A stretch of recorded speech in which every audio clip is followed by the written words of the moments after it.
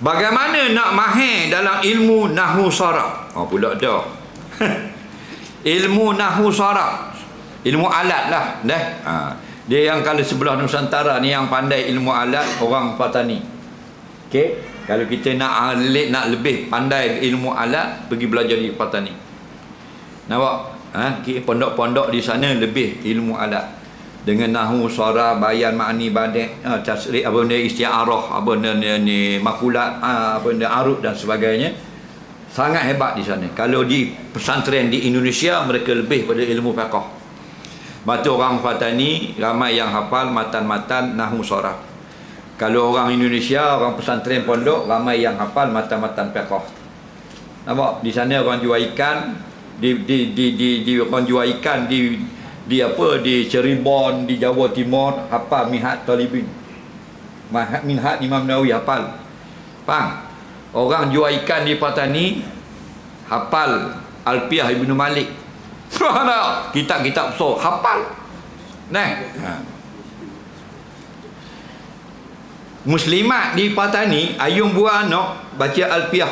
Kalamun labzum mufidu kastakim wasmu wa fi'lun summa harfunil kalim wahiduhu kalimatun wal qawlu am wa kalimatun biha kalamun qad yu'am. Ayung buah anak. Orang Kuantan cintaku. Lara kita ni, lara Malaysia ni. Tahu tak? Bukan kita nak khabar benda dah. Indonesia lebih fiqh dia. Nah, kita budak-budak tu boleh hafal matan-matan batu korek dan sebagainya. Nah, tu. Allah Rabbi. Jadi kalau kita nak mahir apa ilmu pun, kita kena banyak telaah, kena banyak mengaji, kena banyak dobek, kena dengar dengan molek penjelasan guru, dan kita kena melama masa dia. Nah, kalau dekat-dekat pendek-pendek mengaji tak mahir mana.